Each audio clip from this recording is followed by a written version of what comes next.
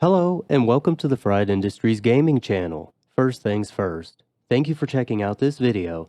My name is Fry, and I'm very excited to launch my first videos this week. I figured I should include an introductory video among my first video releases so that you can get an idea of who I am, how I think, and what to expect. Please consider checking it out after you see this video if you have not already. I hope you enjoy your time with the Fried Industry.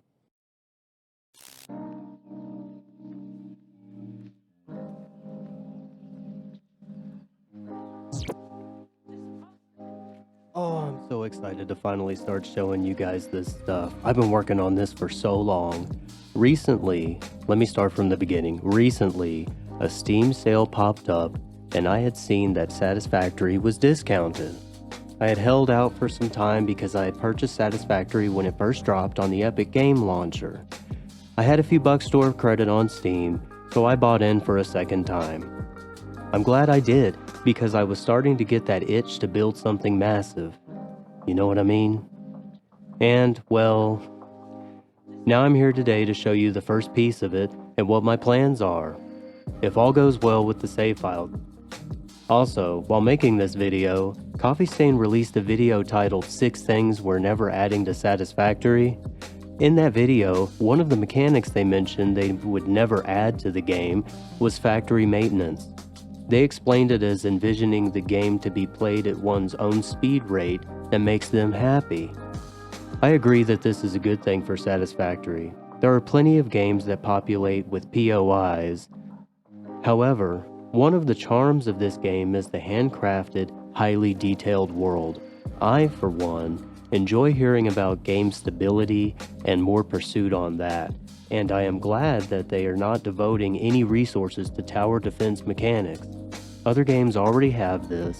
Continued updates to balancing calculations and sustaining complex endgame builds are probably a positive goal, in my opinion.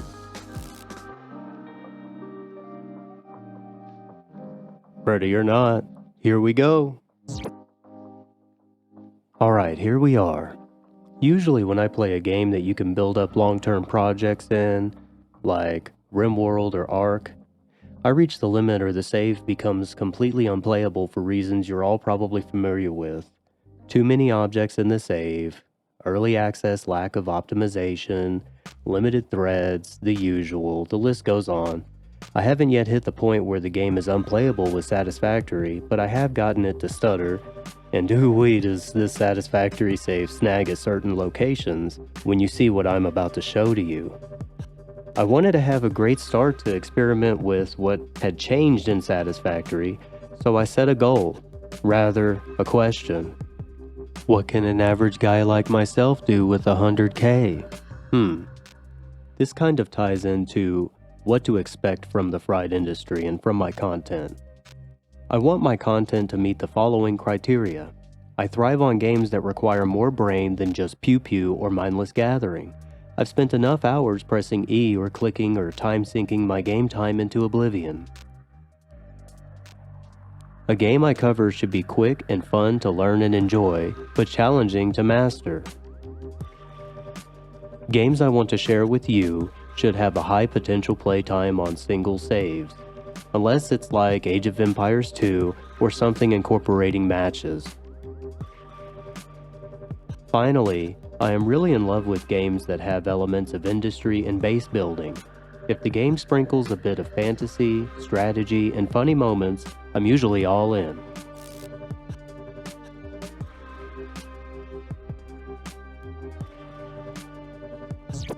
When I build in a game with automation, I try to maximize unlocking research or tech or skill point trees towards infrastructure or power first. That way, I can begin working on a happy balance between maximum effectiveness, sanity, and fun. That is, what is a good starting point to experience what the game has to offer that requires commitment, but doesn't steal your soul? After a bit of research and maths, I figured I would go in increments. After going through the research to figure out which power was the most handy for each stage, I decided I wanted to use nuclear power as quickly as possible. That brought me to the internet. Just how many uranium deposits are there to harvest? Satisfactorycalculator.com has an interactive map that showed me in Update 5 there are 3 normal uranium nodes and 1 impure. Overclocked with a MK3 miner to max, you can pull 600 ore per minute from a normal node and 300 per minute from the impure node on the north side of the map. I decided to divide up the work because I understood the build area for each node would be sizable, seeing as it eats so many resources.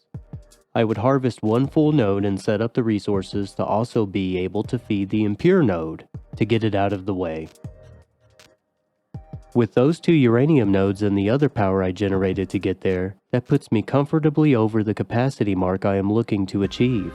It will take some time, but at least I'm not going to take on the other 2 nodes of uranium just yet.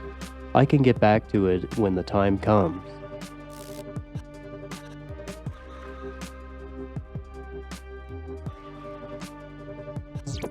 Let me introduce you to the Hog.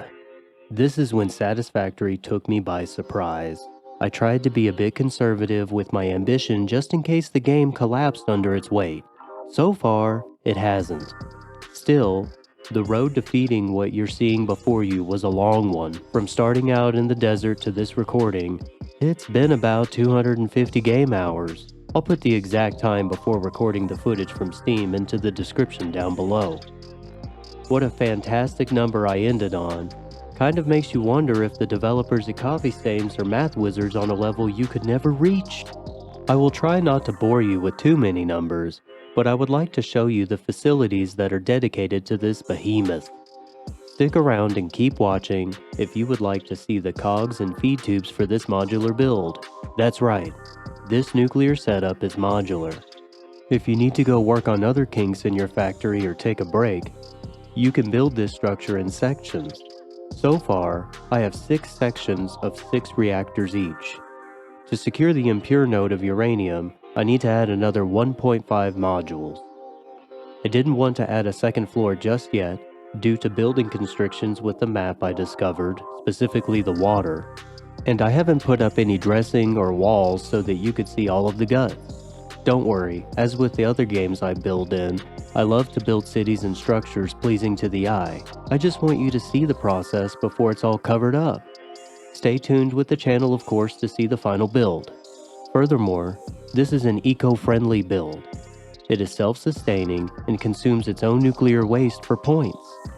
You have probably seen many similar power setups, and this is not the main focus of my Satisfactory series. To be honest, my numbers are quite honestly in flux, as you can see. The basic idea remains the same as the other nuclear waste balancing concepts that are out there. This was a nice size, and the maths worked out quite nicely with the resources I fed to here. It is all fed with conveyor belts and pipes, no packaging or trains. I do plan on setting up a drone station to secure transport from the impure node probably, so I am very excited to get started with that. I have not tested drones yet, as I have not played the game since it launched on Epic. Concerning the resources to feed the Hog power plant, let's go ahead and take a look at the facilities. The first facility is this water storage plant that is the excess recycled water coming straight from the plant output itself. I have a row of industrial water storage tanks for each of the 6 modules. The recycled water will be pumped into the factory elsewhere for another project I'm working on that I'm also very excited to show you guys soon. Leaving the swamp, the first place I want to show you is the heatsink and sulfuric acid facility. I did a little bit of mock-up decoration to remind me of the theme later on when I come to dress it. Here I'm producing the amount I need to power the power plant modules, I believe 7.5 modules in total. This was a nice spot as I started in the desert biome, and this lake was nearby to my home base. I pump up the water needed from below and spread out across the water here to get what I needed but still build in an expandable manner without creating too much of a spaghetti mess. You know, we can't have that. This area on screen is on the southeast of the map. It is the nitric acid pumping facility. I had the resources at the time to produce quite a bit of this, so this facility isn't even remotely tapped. All of the facilities shown here today are designed to work and deliver resources without any input or maintenance. They just keep going. Nitric acid was actually quite enjoyable to work with. I have a basic layout going on down here on the first floor. This building though, due to all of the blenders and numbers, ended up being much more box-shaped than I would have liked. So I did it over here out of the way. So we will see what I can do with it when it comes time to polish the aesthetics. The pipes for both the nitric and sulfuric acid run along the bottom of my highway. The highway is basic for now, but it serves its purpose as a resource pipeline. I was pretty excited to see what the limits of belts are with this game, and I have to say that so far I am not disappointed. I would like to run the train and road on top of the highway, with resource belts on the sides as you can see. Let's move on to the rest of the resources being produced for the power plant. In this building, I have the remaining resources being produced that were not able to be drained off of my beginner factory building. That is, the stuff that wasn't able to be produced in a smaller amount of space, and when numbers started multiplying. There are multiple floors here, producing encased industrial beams and electromagnetic control rods. There is an identical building nearby providing silica and steel beams. Each floor measures 13 by 20 foundations. I find this to be a good average building size for my needs without creating either too much space or not enough space for clean routing. Building a 13 by 20 foundation for a starter factory also tends to work with my rush to end game as well. Also, I like to align my builds with the end game compass if possible. In Satisfactory, I work on a grid system because the game mechanics make it so easy.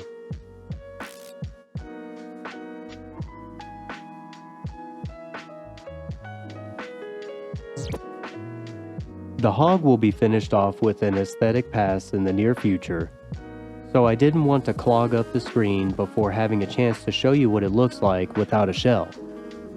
You may notice that there is a ramp that goes down in the middle area of the structure. This will have a train station or road that passes through it once I get my road system finished up. I am very excited to get started on that. Please let me know if you would like a video on how I can do my road system. The hog power plant should end up with a second floor to house the impure node, and I have not yet decided if I will pump the rest of the uranium here specifically or to another location. I sort of like the idea of building a separate power plant for the remaining uranium on the map, but for now I am focused on utilizing this power, which is intended for yet another long-term project I have been working on.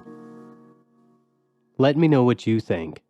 Do you think that I should put all of the map's uranium in one building, or should I build a sister plant to switch up the location and go for aesthetics?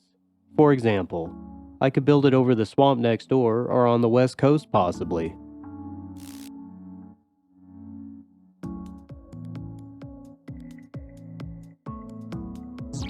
I really hope that you enjoyed the video today.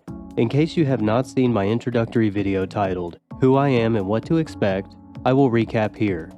Concerning what you can expect from the fried industry, you can expect commitment to my genuine personality or authenticity, creative builds in games such as Satisfactory, Dyson Sphere Program, and industry-focused gaming in general. Other industrial activities I may do may be something like trading in Star Citizen, RimWorld, or even running an auction house shop in an MMO that captures my interest. We will see where this fried industry we are all part of takes us. I am also interested in trying out giveaways once I get my workflow up and running, so please keep an eye out for that. Alright, now I have some questions for you. Would you like to see some Dyson Sphere Program, Astro Colony gameplay? I haven't played that yet, but I have it downloaded. Or maybe Myth of Empires, or even a video on my most anticipated titles that I am looking forward to this year.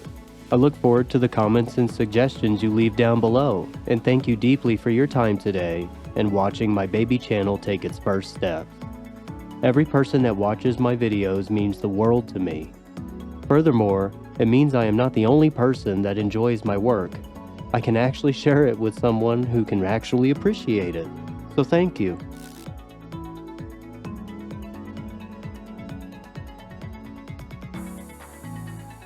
far as what to expect from T.F.I over the short term, things will change, but this is primarily a creative channel to build or automate cities and factories. But for now, you can expect to find some of my first videos uploaded to the channel, with new ones uploaded regularly. I have some base builds I have been working on that I'm very excited to share with you, as you can see today. There's so much more I haven't showed you yet on this Satisfactory map alone. I'm looking forward to dipping my toes into some build showcase videos, maybe some industry gameplay, and other shenanigans. From there, we will see what the community is hungry for. I hope you enjoyed the structure of my video today. Be sure to share your experiences with the fried industry and the world. For those of you that are still here, I have a treat for you. Rather, an opinion. Coffee Stain, in their 6 things we're never adding to Satisfactory video that I mentioned earlier, stated they would never add survival elements, or the requested green energy that I've heard about. I'm not really sure what green energy would really involve though. Regardless, I believe it's a good idea to stay away from hard survival elements, because there's a lot of other titles in this similar gaming space that can already support large, long-term creative saves. So yeah, I think this is a good idea. Also, they stated they are focused on frames per second and improving parts per minute. It is a fantastic video straight from the developer. One day, maybe I'll tell you about how Ark Survival Evolved broke my heart. Well, it broke my heart at least twice. Finally, they also mentioned terraforming not being a thing in the future. Let's create a community that showcases what time, patience, and a little bit of creativity, industrialism, and automation can produce, both for entertainment and for brain food. Thank you for your time. Thank you for watching my first Satisfactory video. Thank you for your comments and support. Lastly, if you made it this far in the video and you liked my content, please consider leaving a like, subscribing if you think I earned it, checking out my other videos, and remember to stop by so you can be a part of every step of this adventure I have worked very hard to get started on. And maybe some time before YouTube puts me in the feed, we can get there together. The fried industry needs you. Stay fresh, stay effective, and stay you.